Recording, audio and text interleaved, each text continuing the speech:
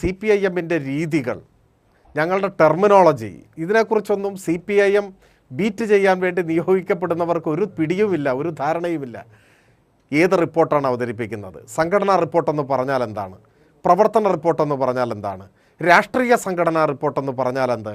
ഇത്തരം കാര്യങ്ങളെക്കുറിച്ചെങ്കിലും ഒരു മിനിമം ധാരണയുള്ളവരല്ലേ ഇത്തരം കാര്യങ്ങൾ ചെയ്യാൻ പാടുള്ളൂ. ഗ്രൂപ്പ് എന്ന് പറഞ്ഞാൽ ഒരു ഉദാഹരണം ഞാൻ പറയാം, പലരും സന്ദേഹിക്കുന്നതാണ്. കോൺഗ്രസ്സിലാണെങ്കിൽ A ഗ്രൂപ്പ് I ഗ്രൂപ്പ് എന്നൊക്കെയാണ് അർത്ഥം. CPIM സംസ്ഥാന സമ്മേളനത്തിൽ ഗ്രൂപ്പ് ചർച്ച നടക്കുന്നു എന്ന് പറഞ്ഞാൽ അതിൻ്റെ അർത്ഥം ജില്ലാ ഡെലിഗേഷനുകളുടെ ചർച്ച നടക്കുന്നു എന്നാണ്. അതാണ് ഞാൻ ഈ ടെർമിനോളജിയെക്കുറിച്ച് പറഞ്ഞത്. അപ്പോൾ ഇങ്ങനെയൊക്കെയുള്ള അടിസ്ഥാന കാര്യങ്ങളെക്കുറിച്ച് പോലും ധാരണയില്ലാത്ത കുറേ ആളുകൾ റിപ്പോർട്ടിങ്ങിനായിട്ട് ഇറങ്ങി വന്നു എന്നത് ദുഃഖകരമാണ്, സത്യത്തിൽ ദുഃഖമുളവാക്കുന്ന ഒരു കാര്യമാണ്.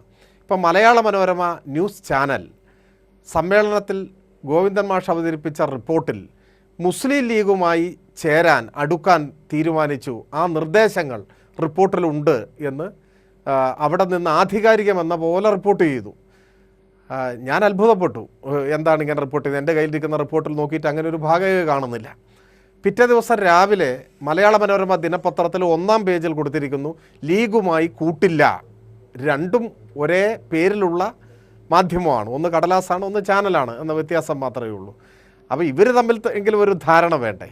അപ്പോൾ വായിൽ തോന്നുന്നത് വിളിച്ചു പറയുക, CPIM വിരോധം മുൻനിർത്തി കെട്ടുകഥകൾ ചമയ്ക്കുക, യാഥാർത്ഥ്യവുമായി യാതൊരു ബന്ധവുമില്ലാത്ത കാര്യങ്ങൾ ആവർത്തിച്ച് പറയുക, ഇങ്ങനെയെല്ലാമുള്ള മാധ്യമപ്രവർത്തനത്തിൻ്റെ പരിധിയിൽ വരാത്ത പലതും ഈ സമ്മേളനവുമായി ബന്ധപ്പെട്ട് കണ്ടു എന്നത് വളരെ നിരാശയുളവാക്കുന്ന ഒരു കാര്യമാണ്.